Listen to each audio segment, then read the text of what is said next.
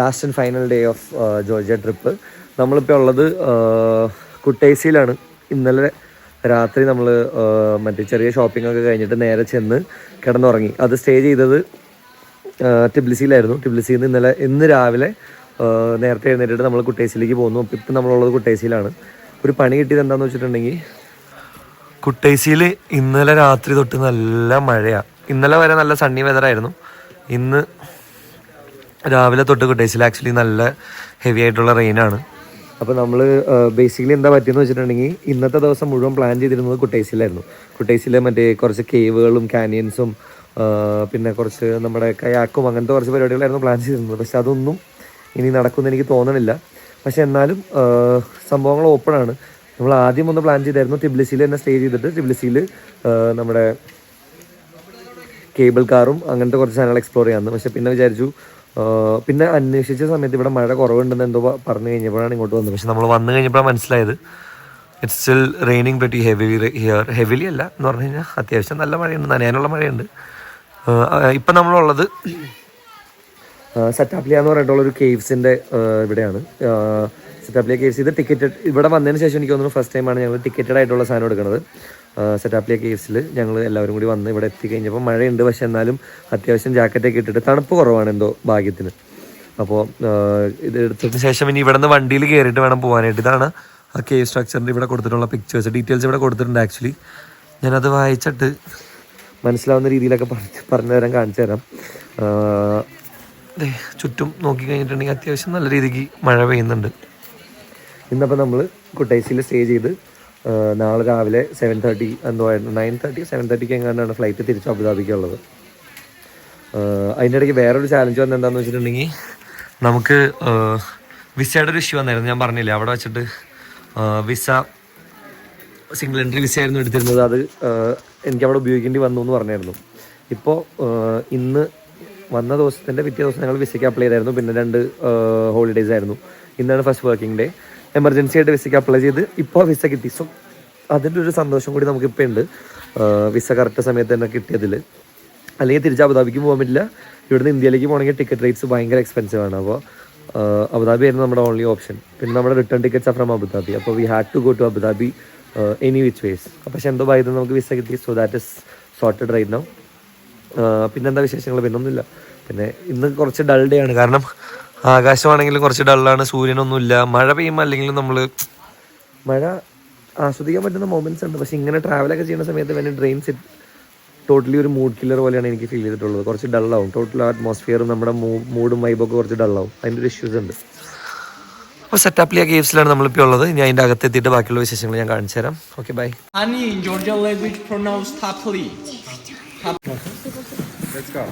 നിങ്ങളിപ്പോൾ കാണുന്നത് actual ഡൈനോസോറിൻ്റെ food സ്റ്റെപ്പാണ്. ഇത് 2010 വരെ ആക്ച്വലി എക്സ്പോസ്ഡ് ആയിരുന്നു വെതറിന്. അപ്പോൾ ഇതിൻ്റെ ഒറിജിനൽ സൈസ് ഇതല്ലെങ്കിലും ഇപ്പോൾ ഇത് ഒരുപാട് ഷ്രിങ്ക് ചെയ്തു. പക്ഷേ ഇതിൻ്റെ original size like this was an actual dinosaur footprint. ഒരു മറ്റേ ഗ്രാസ് ഈറ്റിംഗ് ആയിട്ടുള്ള ഡൈനോസോറിൻ്റെ ആക്ച്വൽ ഫുട് പ്രിൻ്റാണ് നിങ്ങൾ ഈ കാണുന്നത്. ഇതൊക്കെ ഓരോ തരം ഡൈനോസോഴ്സിൻ്റെ ഫുട് പ്രിൻറ്റ്സ് ആണ്. ഇപ്പോൾ ആ കാണുന്ന പിക്ചറിൽ, ഈ ഒരു പിക്ചറിൽ നോക്കിക്കഴിഞ്ഞാൽ അത് വെച്ച് കമ്പയർ ചെയ്ത് നിങ്ങൾക്ക് അറിയാൻ പറ്റും. This is also dinosaur footprints. ഇത് അവിടെ നിന്നൊക്കെ നടന്നു വരുന്ന രീതിയിൽ ഫുട് പ്രിൻറ്റ്സ് ഉണ്ട്. ഇതെല്ലാം റിയലാണ്. ഇതൊന്നും ഇവരായിട്ട് ക്രിയേറ്റ് ചെയ്തിട്ടുള്ളതല്ല. ഇതെല്ലാം റിയൽ ഡൈനോസോർ ഫുട് പ്രിൻറ്റ്സ് ആണ്. ഇത് 1975 ജോർജിയൻ ആയിട്ടുള്ളൊരു സയൻറ്റിസ്റ്റാണ് ഇതെല്ലാം ഡിസ്കവർ ചെയ്തത്. 2010 പക്ഷേ ഇവർ ഈ ഒരു സ്ട്രക്ചർ ഇങ്ങനെ ക്ലോസ് ആക്കി ഇത് ചെയ്തത്, അടച്ചത്. അപ്പോഴാണ് ഇത് പ്രിസർവ്ഡ് ആയത്. അതുവരെ ഇത് വെതറിനോട് വെതർ പ്രൂഫ്ഡ് ആയിരുന്നില്ല. അപ്പോൾ അതിനനുസരിച്ചിട്ട് മഴ പെയ്യുമ്പോൾ വെള്ളം വരുന്നതിനനുസരിച്ചിട്ട് ഇതിൻ്റെ ആക്ച്വൽ സൈസിൽ നിന്ന് ഒരുപാട് പാറയിലുള്ള വ്യത്യാസങ്ങൾ കാരണം, ലൈം സ്റ്റോൺ ആണ്. അപ്പോൾ വെള്ളം കൊണ്ട് പെട്ടെന്ന് തന്നെ വ്യത്യാസങ്ങൾ വരും. ഓരോ ടൈപ്പ് ഡൈനോസോഴ്സിൻ്റെ പിക്ചേഴ്സും ഇവരിവിടെ കൊടുത്തിട്ടുണ്ട്. ക്ലോസ് ആയിട്ട് റിയൽ ആയിട്ട് കറക്റ്റായിട്ട് കാണാം. പുള്ളി പറഞ്ഞ അനുസരിച്ചിട്ടാണെങ്കിൽ 1.2 മില്യൺ ഇയേഴ്സ് അഗോ ആണോ അതോ 120 മില്യൺ ഇയേഴ്സ് അഗോ ആണോ? I have to ask that again. 1.2 million ആണെന്നാണ് എൻ്റെ ഓർമ്മ. 12 ലക്ഷം വർഷങ്ങൾക്ക് മുമ്പാണ് ഡൈനോസോഴ്സ് ഇവിടെ ജീവിച്ചിരുന്നത്. 1.2 മില്യൺ ഇയേഴ്സ് അഗോ തൊട്ട് 60 മില്യൺ ഇയേഴ്സ് അഗോ വരെയായിട്ടുള്ള ഫുട് പ്രിൻറ്റ്സുകൾ ഇവിടെ ഇവർ ഡിസ്കവർ ചെയ്തിട്ടുണ്ട്. 12 ലക്ഷം തൊട്ട് 60 ലക്ഷം വർഷങ്ങൾ, 60 ലക്ഷം വർഷങ്ങൾക്ക് മുമ്പുള്ള ഡൈനോസോഴ്സ് ജീവിച്ചിരുന്ന സമയത്തുള്ള ഫുട് പ്രിൻറ്റ്സ് ആണ് ഇവിടെ കാണുന്നത്. ഈ സൈഡിൽ നോക്കിക്കഴിഞ്ഞാലും കാണാം. എൻ്റെ പൊന്നള്ളിയ 60 ലക്ഷം അല്ലെങ്കിൽ 12 ലക്ഷം മിനിമം പഴക്കമുണ്ട് ഈ പറയുന്ന ഓരോ ഫുട് പ്രിൻറ്റ്സിനും. ആക്ച്വലായിട്ട് നമ്മൾ ജുറാസിക് പാർക്കിലൊക്കെ കണ്ടിട്ടുള്ള ഡൈനോസോഴ്സ് നടന്നിട്ടുള്ള ഫുട് പ്രിൻറ്റ്സ് ആണ് ലൈം സ്റ്റോണിൽ. വാവ്, ജസ്റ്റ് വാവ്. നമ്മളിപ്പോൾ ആ ഒരു സെറ്റാപ്ലിയ കേവ്സിൻ്റെ ഓൾമോസ്റ്റ് ഒരു ബിഗിനിങ് സ്റ്റേജിലേക്ക് എത്തി. ഇവിടെ നിന്നാണ് കേവ് സിസ്റ്റം സ്റ്റാർട്ട് ചെയ്യുന്നത്. ഇതിപ്പോൾ നമ്മൾ ഈ സൈഡിൽ കൂടെ ഇങ്ങനെ നടന്നു വന്നു, കുറച്ച് ഹൈക്ക് ചെയ്ത് ഇങ്ങോട്ട് വരണം. ഇതൊരു 360 ഏക്കേഴ്സിൻ്റെ ഒരു കാടാണ്. അതിലൊരു 60 ഹെക്ടേഴ്സ് ഡിഫറൻഷിയേറ്റ് ചെയ്തിട്ട് അത് മാത്രമാണ് ടൂറിസ്റ്റിന് എൻട്രി ആയിട്ടുള്ളൂ. ബാക്കിയുള്ള ഫോറസ്റ്റിൽ കുറുക്കൻ, കരടി, ചെന്നായ അങ്ങനെ പറയുന്ന അനിമൽസൊക്കെ ഇപ്പോഴും ഉണ്ട്. ഇവിടെ ശരിക്കും ആക്ച്വൽ ഡൈനോസോഴ്സ് ജീവിച്ചിരുന്നു. പക്ഷേ ഇവരുടെ ഫോസിൽസ് ഒന്നും ഇതുവരെ കണ്ടുപിടിച്ചിട്ടില്ല. കാരണം ഈ ഫുഡ് സ്റ്റെപ്സ് കണ്ടുപിടിച്ചത് ഈ ഫുട് പ്രിൻറ്റ്സ് കണ്ടുപിടിച്ചത് ഒരു സയൻറ്റിസ്റ്റ് ആണ്, ഒരു ആർക്കിയോളജിസ്റ്റ് ആണ്. പുള്ളി 1975 ഇത് ഫസ്റ്റ് ആയിട്ട് അവർ ഡിസ്കവർ ചെയ്യണത്. അതിനുശേഷം ഇവർ ഇതിനെ പ്രിസർവ് ചെയ്ത് വെച്ചു 2010. അപ്പോൾ ഓൾറെഡി വേറെ അങ്ങനെ വലിയ ഫണ്ടൊന്നും ഇറക്കി ഇവരങ്ങനെ ചെയ്തിട്ടില്ല. പിന്നെ ത്രൂ ഔട്ട് ദി ഇയർ മഴ കിട്ടുന്ന ഒരു കാടാണിത്. കാരണം റെയിൻ ഫോറസ്റ്റ് പോലെ തന്നെ ഉള്ള ഒരു സ്പെഷ്യൽ കാടാണിത്. അപ്പോൾ ഇവിടെ through out the year 1100 millimeters of rain every year എന്നാണ് പറഞ്ഞത്. ഇപ്പം മുകളിലേക്ക് നോക്കി കഴിഞ്ഞാൽ അവിടെ ഒരു പ്ലാറ്റ്ഫോം ഉണ്ട്. ആ പ്ലാറ്റ്ഫോമിൽ നിന്ന് ഒരു അടിപൊളി വ്യൂ ആണ്. പക്ഷേ പ്രശ്നം എന്താണെന്ന് വെച്ചാൽ അത് ഗ്ലാസ് കൊണ്ട് ബിൽഡ് ചെയ്തിട്ടുള്ളൊരു പ്ലാറ്റ്ഫോം ആയതുകൊണ്ട് it be very slippery at this point of time because it rains. ദൂരെ അവിടെ നോക്കി കഴിഞ്ഞിട്ടുണ്ടെങ്കിൽ 11th ഇവിടെ ഒരു ഡോട്ട് പോലെ കാണാൻ പറ്റുമോ? അതെ, ഇവിടെ ഒരു ഡോട്ട് പോലെ കാണാം. അത് 11th century ഇവിടുത്തെ ഒരു രാജാവ് ബിൽഡ് ചെയ്തിട്ടുള്ളൊരു പള്ളിയാണ്. റൈറ്റ് സൈഡിൽ കാണുന്നത് കുട്ടൈസി സിറ്റിയാണ്. കുട്ടൈസി സിറ്റിയുടെ ഒരു ഏരിയൽ വ്യൂ ആണ് നമ്മൾ റൈറ്റ് സൈഡിൽ കാണുന്നത്. സി, അപ്പോൾ ഇനി നമ്മൾ കേവ് സിസ്റ്റത്തിൻ്റെ അകത്തേക്ക് കയറാൻ പോവാണ്. പിന്നെ ഇവിടുത്തെ വേറൊരു സ്പെഷ്യാലിറ്റി എന്ന് പറഞ്ഞിട്ടുണ്ടെങ്കിൽ സെറ്റാപ്ലിയ എന്ന് പറഞ്ഞിട്ടുണ്ടെങ്കിൽ അതിൻ്റെ അർത്ഥം ഹണി, അതായത് മെയ്ഡ് ഓഫ് ഹണി, അങ്ങനെ എന്തുവാണ് അതിൻ്റെ അർത്ഥം. അപ്പോൾ ബേസിക്കലി തേനായിട്ടുള്ളൊരു ബന്ധം ഇവിടെ. പിന്നെ വൈൽഡ് ബീസ്, വർഷങ്ങൾക്ക് മുമ്പ് വൈൽഡ് ബീസ് ഒരുപാട് ഉണ്ടായിരുന്നു. ലോകത്ത് തന്നെ ഏറ്റവും സ്ട്രോങ് ബീ പോപ്പുലേഷൻ ഉള്ള സ്ഥലങ്ങളിൽ ഒരെണ്ണമാണ് ഈ പറയുന്ന സെറ്റാപ്ലിയ മൗണ്ടൻ റേഞ്ച്. അപ്പോൾ ഇവിടുത്തെ ഈ വൈൽഡ് ബീസിനെ കുറിച്ചും ഇവിടെ ഡീറ്റെയിൽ ആയിട്ട് കൊടുത്തിട്ടുണ്ട്. ഇപ്പം നിങ്ങൾ ഈ കാണുന്ന ഈ ഒരു മൗണ്ടെയിൻ ഈ ഒരു എന്താ പറയുക ഈ മല റേഞ്ചുകൾ മുഴുവൻ, ഇതിൻ്റെ അകത്ത് കാണുന്ന ഹോൾസ് മുഴുവൻ ആക്ച്വലി തേനീച്ചക്കൂടുകളായിരുന്നു. അവിടെ മുകളിൽ നോക്കി കഴിഞ്ഞിട്ടുണ്ടെങ്കിൽ അവിടെ തൂങ്ങി കിടന്നിരുന്നത് കംപ്ലീറ്റ് ഇപ്പം ഇല്ല. ലോകത്തിലെ തന്നെ, അതായത് വേൾഡിലെ മോസ്റ്റ് ബീ പോപ്പുലേഷൻ ഉണ്ടായിരുന്നത് ഈ പറയുന്ന ഈ മൗണ്ടൻ റേഞ്ചിലായിരുന്നു ലോകത്തിൽ. അതൊരു ഇവൻച്വലി ഏറ്റവും കൂടുതൽ ഹണി, അതായത് നല്ല ഹണി കിട്ടിയിരുന്നത് അല്ലെങ്കിൽ ഏറ്റവും സ്ട്രോങ്ങസ്റ്റ് ബീ പോപ്പുലേഷൻ ഉണ്ടായിരുന്നത് ഈ പറയുന്ന സെറ്റാപ്ലിയ മൗണ്ടൻ റേഞ്ചിലായിരുന്നു. ഇവിടെ പക്ഷേ ഇപ്പോൾ പ്രശ്നം എന്താ പറ്റിയെന്ന് വെച്ചിട്ടുണ്ടെങ്കിൽ കാലാവസ്ഥ മാറുന്നതിനനുസരിച്ച് ക്ലൈമറ്റ് ചേഞ്ച് വന്ന സമയത്ത് ചൂട് കൂടി, അതുപോലെ തന്നെ ഹ്യൂമൻ എക്സ്പ്ലോയിറ്റേഷൻ, പിന്നെ ഈ പറയുന്ന വൈൽഡ് ആനിമൽ എക്സ്പ്ലോയിറ്റേഷൻ ഒക്കെ വന്ന സമയത്ത് ഓട്ടോമാറ്റിക്കായിട്ട് ബീ പോപ്പുലേഷൻ ഇവിടെ നിന്ന് വിട്ടുപോയി. ഇന്ത്യയിലേക്ക് പോലും ബീസിനെ കൊണ്ടുവന്നിട്ടുള്ളത്, അതായത് മറ്റേ സ്ട്രോങ് ജീൻസ് ഉള്ള ബീസിനെ കൊണ്ടുവന്നിട്ടുള്ളത് ഇവിടെ നിന്നൊക്കെ ഇവർ പറഞ്ഞു. അപ്പോൾ ഡൈനോസോറിൻ്റെ സാധനം വരുന്നതിനും ഒരുപാട് മുമ്പ് തന്നെ സെറ്റാപ്ലിയ was famous for honey bees. ശരിക്കും കാടിൻ്റെ നടുക്കേക്കൂടെ ഒരു സ്പെഷ്യൽ പാത്ത് വേ അവരിങ്ങനെ ബിൽഡ് ചെയ്തിട്ടേക്കാണ് സ്റ്റോൺസ് ഒക്കെ വെച്ചിട്ട് ഇവർക്ക് ഇങ്ങനെ ഹൈക്ക് ചെയ്ത് വരാൻ വേണ്ടി. ഇനി ഇതാണ് കേവിൻ്റെ എൻട്രൻസ് വരുന്നത്. ഇവിടെ നിന്ന് ഈ ഡോറ് കടന്നു കഴിഞ്ഞിട്ടുണ്ടെങ്കിൽ പിന്നെ നമ്മൾ നേരെ ഭൂമിയുടെ അകത്തേക്കാണ്, ഗുഹയുടെ അകത്തേക്കാണ് കയറുന്നത്. ഇതൊരു ഓൾറെഡി ഇവിടെ വന്ന സമയത്ത് ഞാൻ ശ്രദ്ധിച്ചൊരു കാര്യം എന്താണെന്ന് വെച്ചാൽ പുറത്തേക്കാളും ഒറ്റയടിക്ക് കേവിൻ്റെ അകത്തെ സാധനം വാമായി, ടെമ്പറേച്ചർ വാമറായി. പിന്നെ വലുതായിട്ട് നമ്മൾ മഴ കൊള്ളാൻ സാധ്യതയില്ല. 4 കിലോമീറ്ററിൻ്റെ ഒരു ട്രെയിൻ എന്നാണ് പറഞ്ഞത്. നമ്മളിപ്പോൾ കേവ് സിസ്റ്റത്തിൻ്റെ അകത്തേക്ക് കയറി.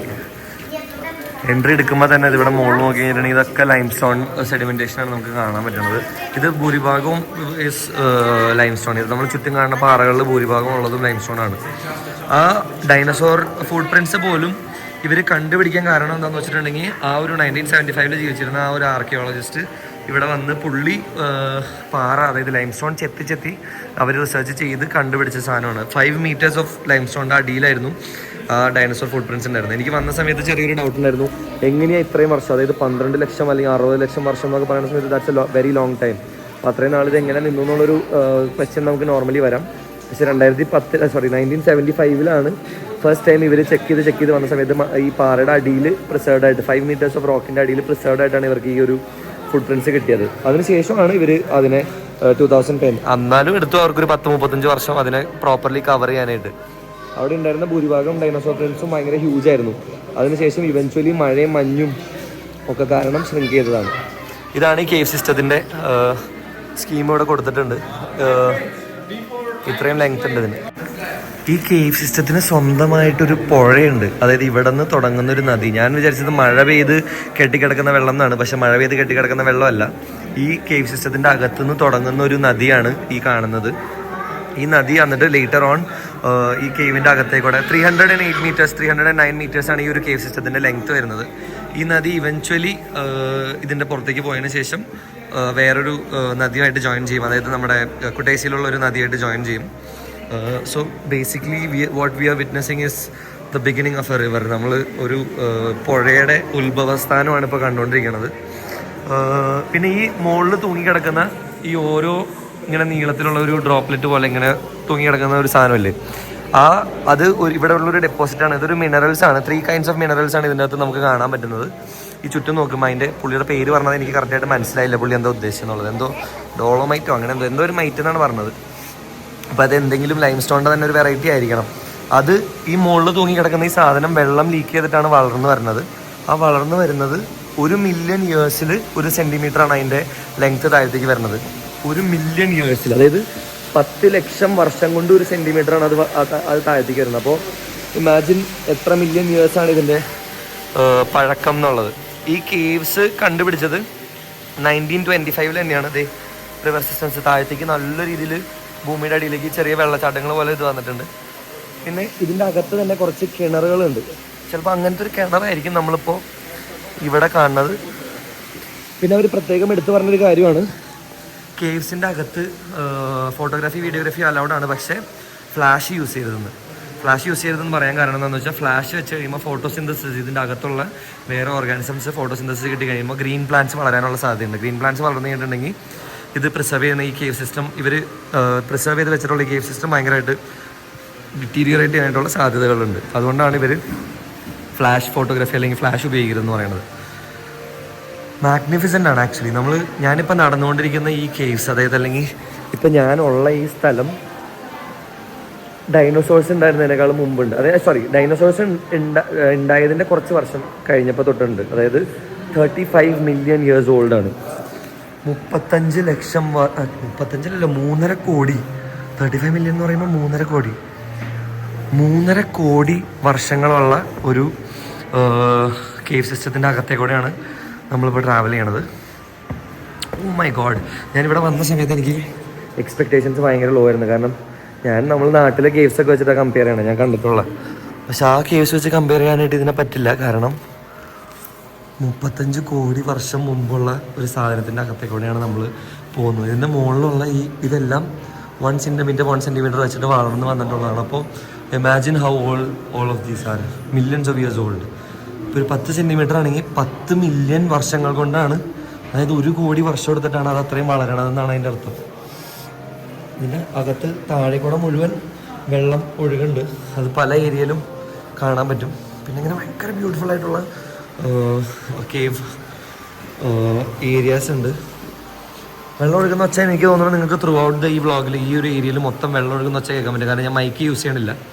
ഞാൻ ആ നോയ്സും ഇൻ്റർഫിയറൻസും ഒക്കെ വെച്ചുകൊണ്ട് തന്നെയാണ് ഇത് ഷൂട്ട് ചെയ്യണത്.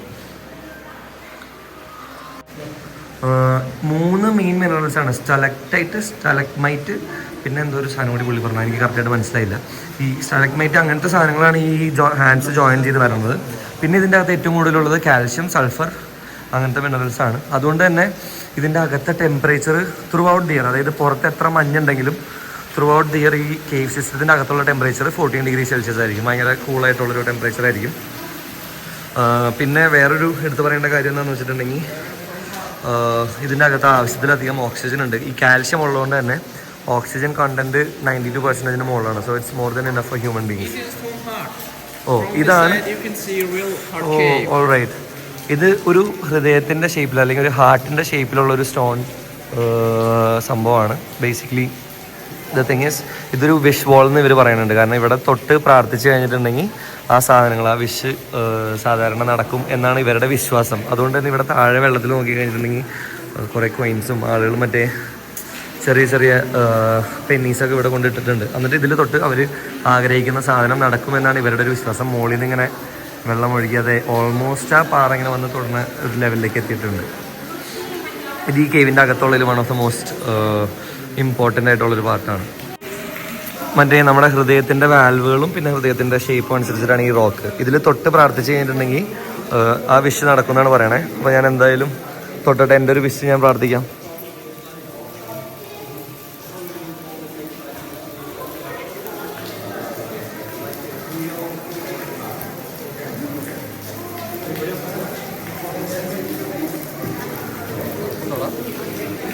അപ്പോൾ ഞാൻ എൻ്റെ ആ വിഷ് ഞാനിവിടെ പറഞ്ഞു കഴിഞ്ഞു. ഇതാണ് ആ വിഷ് വാള്. ഈ വിഷ് വാളിൽ കൈ തൊട്ടിട്ട് വിഷ് ചെയ്യുന്ന സാധനങ്ങൾ നടക്കുന്ന പറയണത്. പക്ഷെ നമ്മൾ പ്രത്യേകത എന്താണെന്ന് വെച്ചിട്ടുണ്ടെങ്കിൽ എന്താ വിഷ് ചെയ്തതെന്ന് ആരോടും പറയാൻ പാടില്ല. അതുകൊണ്ട് തന്നെ ഞാൻ ആരോടും ഒന്നും പറയണില്ല. You can make one wish എന്നാണ് പറഞ്ഞത്. അപ്പോൾ ഞാൻ എൻ്റെ വിഷ് മേക്ക് ചെയ്തു. ഇനിയിപ്പോൾ ഓരോരുത്തരായിട്ട് അവിടെ വന്നിട്ട് ഇനിയിപ്പോൾ വിഷിൻ്റെ പെരുമഴയായിരിക്കും ഈ കല്ലിൻ്റെ ചുറ്റും. ഇതൊക്കെ ചുമ്മാ ഓരോ വിശ്വാസങ്ങളാണ്. പക്ഷെ എന്നാലും ഇനി എങ്ങാനും നടന്നാലോ എന്നൊന്നും ആരോ പറഞ്ഞിട്ടില്ല. ഇനി എങ്ങാനും ബിരിയാണി കൊടുക്കണ്ടെങ്കിലോ.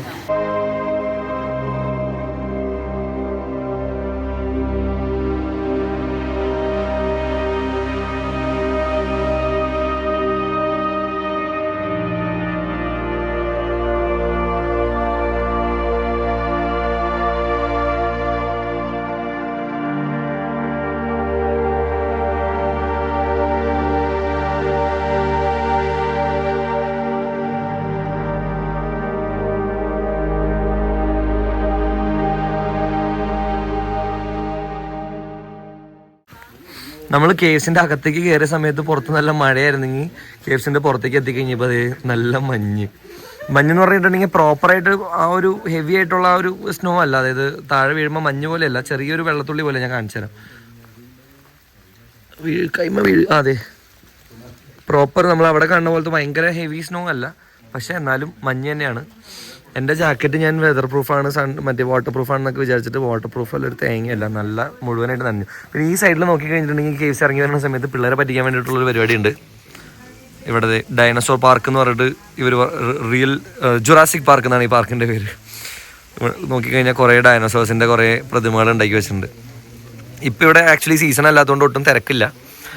പിന്നെ ഇതിൻ്റെ അകത്ത് കുറച്ച് റെസ്റ്റോറൻറ്റ്സും പരിപാടികളൊക്കെ ഉണ്ട്. പക്ഷേ ആ റെസ്റ്റോറൻറ്റ്സ് ഒക്കെ സമ്മറിലാണ് ഓപ്പൺ ആവുള്ളൂ. ഓഗസ്റ്റാണ് ഇവിടുത്തെ പീക്ക് സീസൺ എന്ന് പറഞ്ഞത്. ഇപ്പോൾ മഞ്ഞ് പെയ്ത് തുടങ്ങി, അതുകൊണ്ട് ഇനിയിപ്പോൾ തണുപ്പ് കൂടും ഓട്ടോമാറ്റിക്കായിട്ട്. മഴ പെയ്ത് കഴിഞ്ഞിട്ടുണ്ടെങ്കിൽ മഞ്ഞ് പെയ്യുന്ന പറയുന്നത് കറക്റ്റാണല്ലോ, മഴ പെയ്യുന്നതിൻ്റെ പിന്നാലെ. So it's pretty cold here. അപ്പോൾ അങ്ങനെ ഇനിയിപ്പോൾ നമ്മൾ തിരിച്ചു പോവാണ്. തിരിച്ചു പോയിട്ട് ഇനി അടുത്തത് എവിടെ പോകണം എന്നുള്ളത് പ്ലാൻ ചെയ്യണം. കേവ് ആക്ച്വലി കൊള്ളാം, ഇറ്റ് വാസ് വർത്ത് ഇറ്റ്. ഞാൻ വിചാരിച്ചാലും കൂടുതൽ എൻജോയ് ചെയ്തു, ബെറ്റർ ആയിരുന്നു, കുറച്ചുകൂടി അടിപൊളിയായിരുന്നു സാധനം. ഓക്കെ, അപ്പോൾ see you guys in the next place.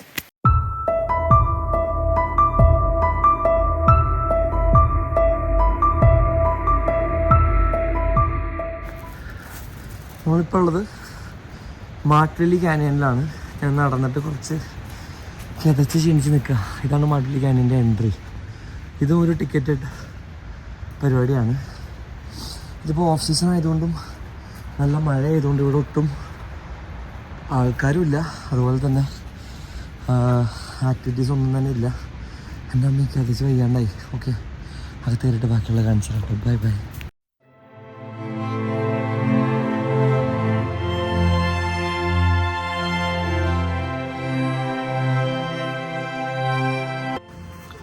മാട്ട്വെല്ലി canyon എന്ന് പറഞ്ഞിട്ടൊരു കാനിയനിലാണ് നമ്മളിപ്പോൾ ഉള്ളത്. ഇപ്പം ഇവിടെ പ്രശ്നം എന്താണെന്ന് വെച്ചിട്ടുണ്ടെങ്കിൽ മഴയൊക്കെ പെയ്ത് കഴിഞ്ഞിരിക്കണോണ്ട് ആക്ച്വലി ഫുള്ള് നല്ല വെറ്റായി കിടക്കുക. അതുമല്ല ഞങ്ങൾക്ക് ഈ മഴ ചതിച്ചതുകൊണ്ട് പ്രോപ്പറായിട്ടുള്ളൊരു എക്സ്പ്ലോറേഷനുള്ളൊരു അവസരം പോയി. പിന്നെ ഞാനൊരു മണ്ടത്തിനെ കാണിച്ചു. ഞാനിന്ന് എൻ്റെ സാധാരണ ക്യാൻവാസ് ഷൂസ് ഇട്ടിട്ട് ഇറങ്ങിയത്. I was suppose to wear my boots. ഞാൻ വിചാരിച്ചു മഞ്ഞില്ലല്ലോ, അപ്പോൾ പിന്നെ ബൂട്ട്സ് ഇടണ്ടെന്ന് വെച്ചിട്ട് ഞാൻ എൻ്റെ ലുക്കിന് വേണ്ടി ഷൂ ഇട്ടതാണ്. അതോടുകൂടി ഇതിപ്പോൾ ഭയങ്കര ബുദ്ധിമുട്ടായി. ഇവിടെ താഴെ ഒരു പുഴ ഇങ്ങനെ കുത്തിയൊലിച്ച് ഒഴുകുന്നുണ്ട്. ആക്ച്വലി ഇതിൻ്റെ പ്രത്യേകത എന്താണെന്ന് വെച്ചിട്ടുണ്ടെങ്കിൽ ഇതൊരു കാനിയനാണ്. രണ്ട് സൈഡിലും മലകൾ നിന്നിട്ട് അതിൻ്റെ നടുക്കെ കൂടെ നമുക്ക് നടക്കാൻ പറ്റുന്ന ഒരു പരിപാടിയാണ്. ഇപ്പോൾ ഈ ഗ്രാൻഡ് കാനിയൻസ് എന്നൊക്കെ പറയുന്ന പോലെ അതിൻ്റെ ഭയങ്കര ചെറിയൊരു വേർഷനാണിത്. കാടിൻ്റെ അകത്തേ കൂടെ കുറച്ച് നടക്കണം. അത് കഴിഞ്ഞിട്ടുണ്ടെങ്കിൽ മലയുടെ ഇടയിൽ കൂടെ നമുക്ക് ഈ പുഴയോട് ചേർന്ന് നടക്കാൻ പറ്റും. അതാണ് ഇവിടുത്തെ പ്രത്യേകത. ഇവിടെ നിന്ന് നോക്കുമ്പോൾ തന്നെ നമുക്ക് കാണാം ഈ പുഴ നല്ല കുത്തിയൊലിച്ച് ചെറിയൊരു വെള്ളച്ചാട്ടമൊക്കെ ആയിട്ട്. ഇവിടെ ഒരു അടിപൊളി വെള്ളച്ചാട്ടമുണ്ട്. ആക്ച്വലി കാനിയൻസ് ഇവിടെ തന്നെ തുടങ്ങണത്.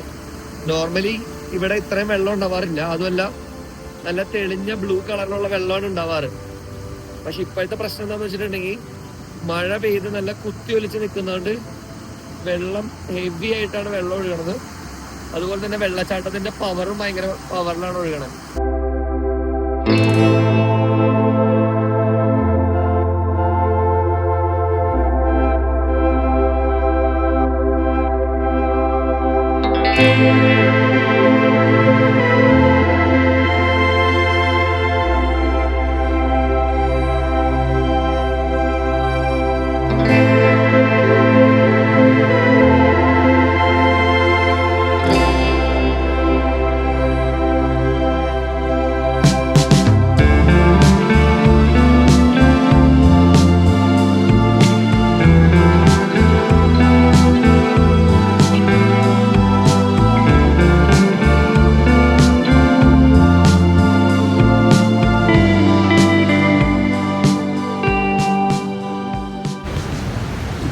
വെള്ളമായിരുന്നെങ്കിൽ ഭയങ്കര രസമായാണ്. ഇത് ആക്ച്വലി താഴെ നല്ല കുത്തിയൊലിച്ച് ഒഴുകുന്നുണ്ട്.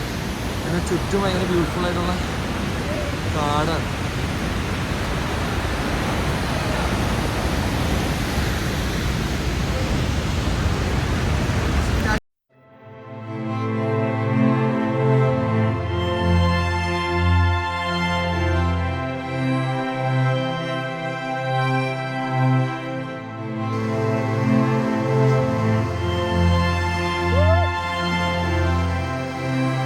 പുഴ ഇങ്ങനെ ഒഴുകിയ കാനിന്റെ നടക്കെ കൂടെ ഇങ്ങനെ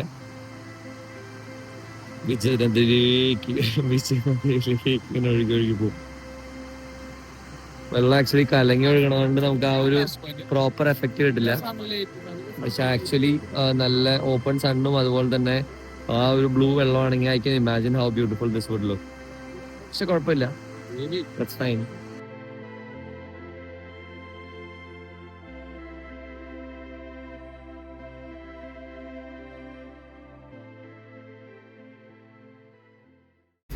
കിങ്കാലി എന്ന് പറഞ്ഞിട്ട് ഒരു ജോർജിയൻ ഡിഷാണ് ഇത്. ഞങ്ങളിപ്പോൾ കുറച്ചൊക്കെ ഡിന്നറിന് വേണ്ടിയിട്ട് കുറേ സാധനങ്ങൾ ലാസ്റ്റത്തെ കുറേ സാധനങ്ങൾ ഓർഡർ ചെയ്ത് കഴിച്ചു. അതിൽ സിഗ്മറൂളിയും ബീഫിൻ്റെ ഒരു സ്റ്റൂ ഒക്കെ കഴിച്ചായിരുന്നു. ഇത് കിങ്കാലി എന്ന് പറഞ്ഞിട്ട് നമ്മൾ കഴിക്കണം എന്ന് വിചാരിച്ചിരുന്ന ഒരു സാധനമാണ്. ജോർജിയയുടെ തന്നെ വേറൊരു ഫേമസ് ഡിഷാണ്. ഇതിൻ്റെ അകത്ത് വരുന്നത് നമ്മുടെ മോമോസിൻ്റെ ഒക്കെ സെയിം കോൺസെപ്റ്റ്, ഫില്ലിങ്ങിൽ ബീഫ് ഫില്ലിങ്ങിൽ വരുന്ന ഈ റൈസ് ഫ്ലവർ വെച്ചിട്ടുണ്ടാക്കുന്ന ഒരു ഔട്ടർ കവറിങ് ആയിട്ട്. പക്ഷെ ഇത് ആക്ച്വലി മോമോസിനേക്കാളും സൈസ് ഉണ്ട്. ഇപ്പോൾ അതേ സൈസ് നോക്കിക്കഴിഞ്ഞാൽ ഇത്രയുണ്ട്. പിന്നെ ഇതിൻ്റെ അകത്തൊരു വാട്ടർ ഫില്ലിംഗ് ഉണ്ട്. ഇത് കഴിക്കണതിൻ്റെ ഒരു രീതി ഉണ്ടെന്ന് പറഞ്ഞത്, അത് ഞാൻ കാണിച്ചു തരാം. റോസാപ്പൂ പിടിക്കുന്ന പോലെ ഇങ്ങനെ തല തിരിച്ച് പിടിച്ചതിന് ശേഷം ഈ സൈഡ് ഇങ്ങനെ കട്ട് ചെയ്ത് തുറന്നു കഴിഞ്ഞിട്ടുണ്ടെങ്കിൽ നല്ല ആവി വരണ കാണാം. നല്ല ചൂടാ.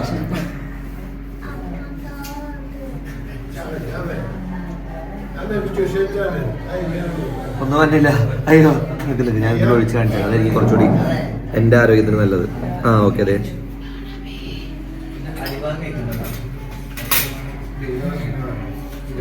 ഓ ബീഫിന്റെ നല്ല സ്റ്റോക്കില്ലേ, അതായത് സൂപ്പിന്റെ ഇതിന്റെ അകത്ത് ബീഫ് ഫില്ലിംഗ് ആണ് വരുന്നത്. അത് ഇതിന്റെ അകത്ത് നിന്നിട്ട് ആവി ഇതിന്റെ അകത്ത് ഹോൾഡ് ചെയ്തതിന് ശേഷം അത് വെള്ളമായി കഴിയുമ്പോൾ നല്ല അടിപൊളി സൂപ്പാണ്.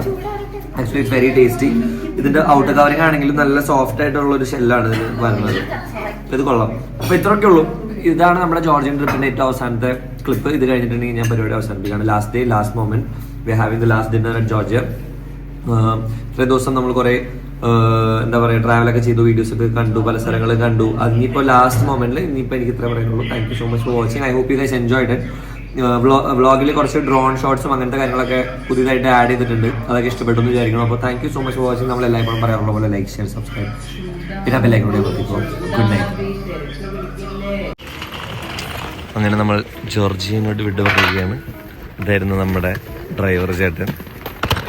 പിന്നെ അതേ നമ്മുടെ ഇത്രയും ദിവസം കൊണ്ട് നടന്ന് എല്ലാം പറഞ്ഞു തന്ന് ഫുഡൊക്കെ സെറ്റ് ചെയ്ത് തന്ന രണ്ടുപേരുണ്ട്, അൻവറും ഷായും. ഇവിടെ രണ്ടുപേരും ഇങ്ങനെ ഇരിക്കണമെന്നുള്ളൂ, പക്ഷെ ഡോക്ടർമാരാണ്, ജോർജിയയുടെ മെയിൻ ആൾക്കാരാണ്. എയർപോർട്ടിൽ വലിയ തിരക്കില്ല. ഇപ്പോൾ രാവിലെ ഒരു എത്ര മണി, 6:40 നമുക്ക് 8:30ക്കാണ് ഫ്ലൈറ്റ്. അപ്പോൾ ബാക്കിയുള്ള വിശേഷങ്ങളൊക്കെ നമുക്ക് കാണാം. അപ്പോൾ bye bye from Georgia. Good bye. See you guys later. Bye.